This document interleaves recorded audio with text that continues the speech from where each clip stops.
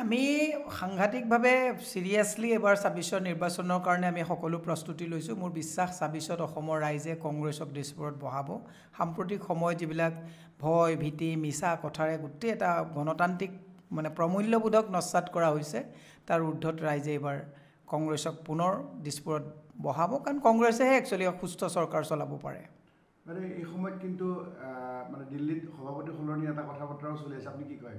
চাওক, এইটো দিল্লী কেন্দ্ৰীয় নেতৃত্বই সিদ্ধান্ত ল'ব। সভাপতি সলনি কৰাৰ যিটো বিষয়, সেইটো মোৰ মানে এখতিয়াৰৰ বিষয় নহয়। গতিকে সভাপতি যোনেই হ'ব আমি তেওঁকে ৰেছপেক্ট কৰোঁ। এতিয়াও ভূপেন বৰা ডাঙৰীয়া যেতিয়ালৈকে আছে তেতিয়া তেওঁৰ নেতৃত্বতে আমি সংগঠন চলাই যাম। নতুন আহিলে আমি নতুনৰ নেতৃত্বক আঁকোৱালি ল'ম। বাইদেউ, মুখ্যমন্ত্ৰী ডাঙৰীয়া খুব চেলেঞ্জ দি কৈ আছে যে গৌৰৱ গগৈ নিমাত 10 ছেপ্টেম্বৰত গৌৰৱ গগৈৰ বিৰুদ্ধে ব্যৱস্থা গ্ৰহণ কৰিব। এই গোটেই বিষয়টো গৌৰৱ গগৈ যি ধৰণে খুলি ক'ব লাগিছিল কোৱা নাই, আপুনি কি কয়? গৌৰৱ গগৈ ডাঙৰীয়াই যিখিনি ক'ব লাগে কথাখিনি কৈছেই। খুলি ক'বলগীয়া কি কথা আছে? মই আপোনাক দুটামান কথা কওঁ, আপোনালোকেও এই কথাবিলাক ৰাইজৰ মাজলৈ নিয়াটো দৰকাৰ। কোনো এজন নাগৰিকে কোনো এখন দেশলৈ তেওঁ চৰকাৰৰ বিধি নোহোৱাকৈ বা চৰকাৰক নজনোৱাকৈ যাব নোৱাৰে। আপুনি আজি পাকিস্তানত যাবলগীয়া হ'লেও, পাকিস্তানলৈ গৌৰৱ গগৈ ডাঙৰীয়াই গৈছে নেকি?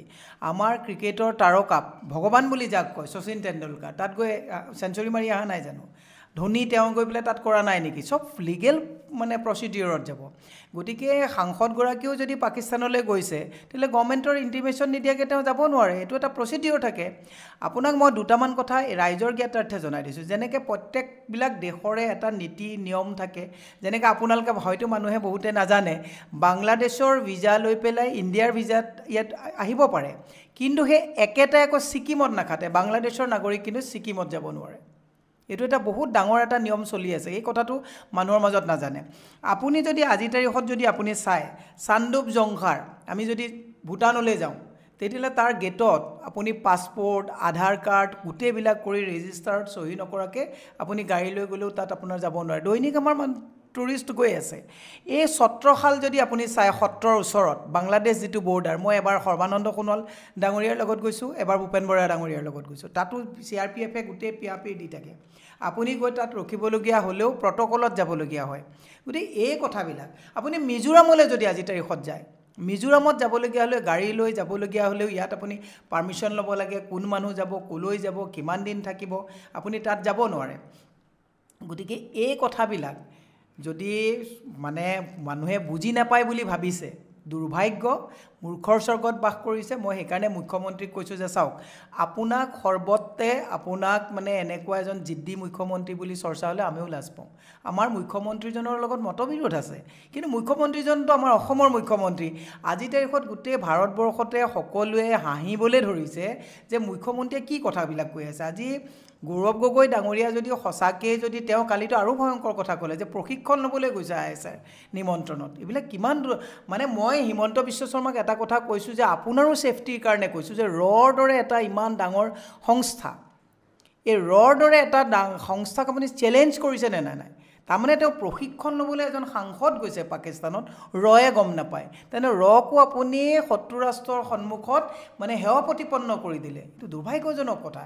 গতিকে মই মুখ্যমন্ত্ৰীক এটা কথা কৈছোঁ যে এই অসমীয়াত এটা কথা আছে, নিজৰ নাক কাটি সতিনীৰ যাত্ৰা ভংগ কৰা। আপুনি এনেকুৱা কথা নক'ব। অমিত শ্বাহ ডাঙৰীয়া কি কৰি আছে, গৃহ বিভাগে কি কৰি আছে, আপুনি গৃহ বিভাগৰ কথাবিলাকৰ কথা দায়িত্ব আপুনি কিয় লৈছে? আপুনি যে SIT বহাইছে, এইটো SITটো অসম গভৰ্ণমেণ্টৰ কামেই নহয়, এইটো গৃহ বিভাগৰ দায়িত্বত আছে, safety and security, national safety and ছিকিউৰিটিৰ ক্ষেত্ৰত। গতিকে মই কৈছোঁ গৌৰৱ গগৈক আমি প্ৰটেকশ্যন দিয়া নাই। যদি গৌৰৱ গগৈ যদি কিবা তাঁৰৰ তলেদি পলাই গৈছে নেকি? Definitely not. আপুনি য'তেই নাযাওক, আপুনি যাবলৈ হ'লে আপুনি টিকেট কাটিব লাগিব, আপুনি এম্বেচিত পঠাব লাগিব, ভিজা এপ্লাই কৰিব লাগিব, তাৰপিছতহে আপুনি যাব পাৰিব। যদি ভিজাত তেওঁ অ'কে কৰে তেতিয়াহে যাব পাৰিব, আৰু তেতিয়া যদি গৈছে লিগেলি গৈছে তেতিয়াহ'লে। কিন্তু এই কথাবিলাক অসমৰ ৰাইজে বুজা ভাল। মই মুখ্যমন্ত্ৰী মহোদয়ক অনুৰোধ জনাইছোঁ যে বহুত হ'ল আৰু।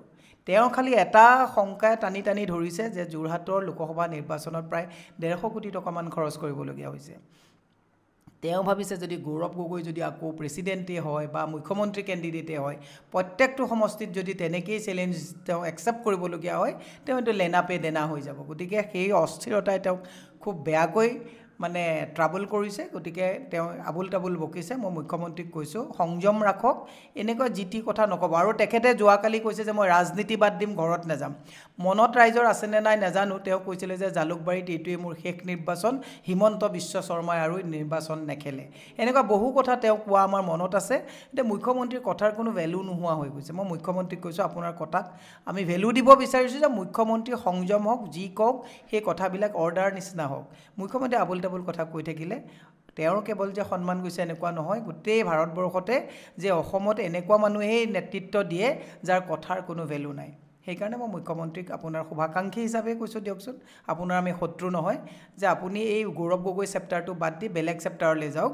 এই চেপ্টাৰটোৱে গৌৰৱ গগৈক যিমান সেৱা কৰিছে তাতকৈ 1000 টাইম বেছি আপোনাক মানুহে যে আপুনি মিছা কথা এনি টাইম কৈ দিয়ে কালি গৌৰৱ গগৈ ডাঙৰীয়া ননসেন্স বুলি ক'বলগীয়া হৈছে ৰেডিকুলাছ বুলি ক'বলগীয়া হৈছে বেছলেছ বুলি ক'বলগীয়া হৈছে আপোনাতকৈ বয়সত সৰু তেওঁ কোৱা নাছিলে কিন্তু কালি যেতিয়া আপুনি এটা বেছলেছ কথা যেতিয়া প্ৰশিক্ষণৰ কথা কৈ দিলে তেওঁ বাধ্য হৈ আপোনাক কটাক্ষ কৰিবলৈ বাধ্য হ'ল সেইকাৰণে মুখ্যমন্ত্ৰীয়ে চকীখনৰ গাম্ভীৰ্য গুৰু গাম্ভীৰ্য বৰ্তাই ৰাখি কথা ক'বৰ কাৰণে মই আহ্বান জনাইছোঁ আপুনি বিচৰা বাতৰি পাব কেৱল নিউজ 18 এপত নিউজ 18 এপ ডাউনলোড কৰিবলৈ স্ক্যান কৰক এই QR কোড গুগল প্লে ষ্টৰতো পাব এই নিউজ 18 এপ